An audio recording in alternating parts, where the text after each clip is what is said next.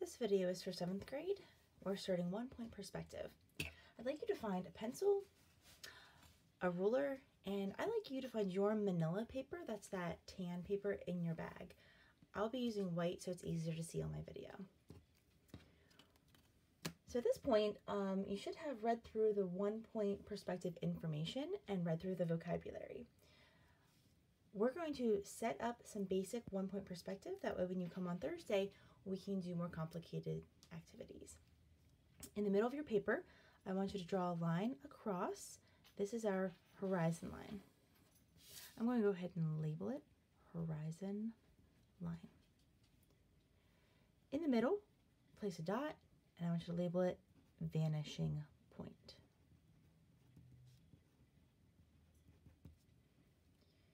We're going to be doing 3 boxes today. One box will be on the horizon line, one will be above the horizon line, one will be below the horizon line. I'm going to start out with my ruler at all times, and I'm going to just trace my ruler. We'll make it kind of easy.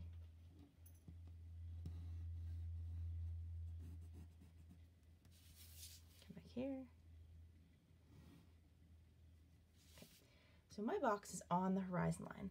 I want my box to look solid, so I don't want to see through it. So I'm going to erase the horizon line that goes through my box. So now it's a solid front of this box. We want to connect all the corners to the vanishing point as long as they don't go through the square. So I'll go here, go up here. And now what this has done is created the right side of my box going off forever. If I wanted a see-through box, I could connect these other 2 corners, but as they go through my box, I don't want that. What I need to do is finish this box in space, which means I need to figure out where I want it to end. To do that, line up your ruler and move it out to however wide you want your box to be. What you've now done is created the back corners of your box. I don't need this part of the horizon line anymore because that's now my side of the box. I can also erase these 2 lines because I do not need them anymore.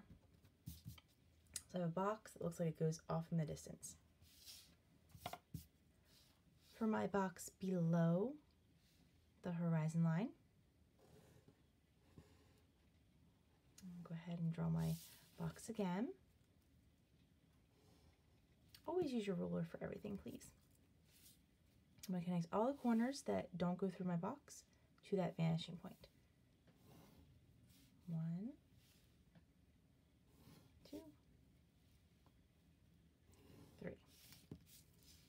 Looks a little cleaner here.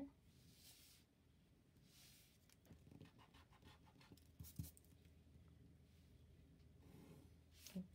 So now I have the top of my box and the left side of my box going off into the distance. Again, if I wanted a see-through box, I could go through it, but I don't want to see through it, so I'm not going to draw that one. To end the box in space, line up your ruler, scoot it out however far you want it, create those new back corners. If your box goes up vertically and then to the right horizontally in the front, do the same in the back. So I go up to the right, in the back I go up to the right.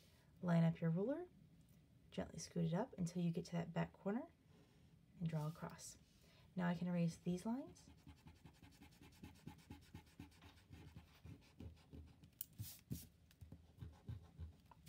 And my box is done.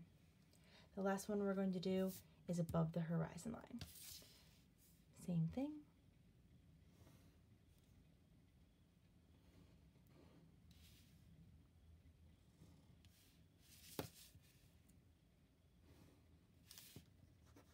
I have my box. Our vanishing point never changes. It's always the same place. So imagine this is like where your eye is looking in the distance in this view. I'm going to connect this corner to the vanishing point, this one, but not this one because, again, it goes through the box. Lining up the side. If you go straight down here, it needs to go straight down and be parallel in the distance. This comes here, comes down there. So now this corner follows us out here, and we can erase all of these.